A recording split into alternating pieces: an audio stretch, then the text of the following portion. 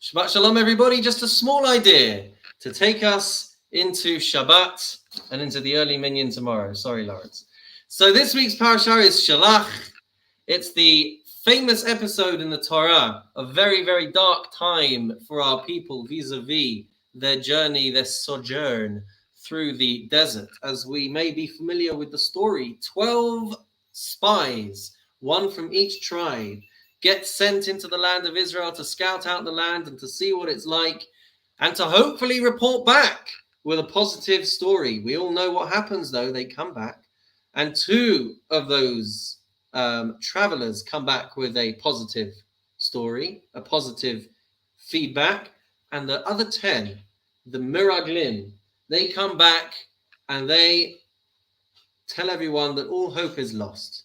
The outcome of the story: a sentence of 40 years to be spent in the desert by the Jewish people. But what went wrong? Now, there's lots of answers to this question, but I just want to focus on one which I think is particularly poignant, particularly relevant, and particularly resonant with each and every single one of us. You see, they were charged with a set of instructions. They were allowed to go into the country. They were supposed to go around and see the land, see who's dwelling in it. Are the people living there strong or weak? Are they few or numerous? How is the land? Is it good? Is it bad? How are the cities? Are they open or are they fortified? And indeed they went. They went on their journey. They returned 40 days later, and they came back with their report. What was wrong with their report?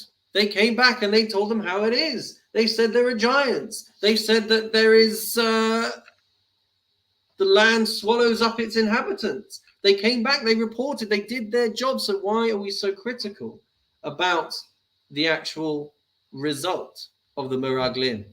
And perhaps the answer lies not only in what they reported back, but the conclusions that they drew.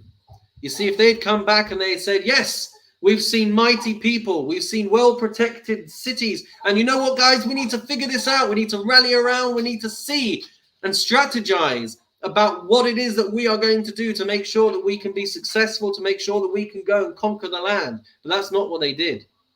You see, they came back and they said, there's no hope. We might as well just pack our bags and leave. There's nothing that we can do over here. They gave up hope, and not only that, but they communicated to everyone else that all hope was lost. There was no conclusion of we can do it. There was a conclusion of we can never do it. And when you rob people of the opportunity to be able to come together, band together, find a solution, find something that's going to work, when you rob people of that opportunity, that is a mistake. That is a big mistake. We all have spaces within our lives, domains within our lives, which are the equivalent of wanting to enter the Holy Land. People are battling trauma, insecurities, temptations, addictions, shame. They confront challenges with their mindset, with their families, with their jobs, with their marriages. There's a lot that goes on in people's lives. But if we believe that we are incapable of overcoming our challenges, that we are incapable of succeeding, then there is no hope. The Miraglim was supposed to come back and realize that there was a challenge ahead, but that the Almighty was there by our side to carry us through it. That was the message that they should have come back with. And instead they came back and they said that there's no hope for us. We might as well just throw in the towel and go home. That was a big mistake. The Torah teaches us there is always hope. The Torah tells us that Hashem is always there to help lift us up, to help carry us forward, to help us overcome any obstacle, any struggle, any trauma. That is the perspective that we should have. Otherwise, we might as well just give up now. So with that, I will say to everyone, don't give up, don't give in. I can't remember the Hebrew. Alon aleh. I think that's the wording in this week's parasha, that we can surely go up, we can surely ascend, we can surely do it.